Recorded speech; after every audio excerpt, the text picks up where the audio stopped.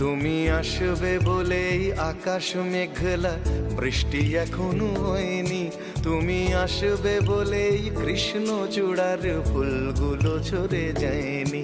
তুমি আসবে বলেই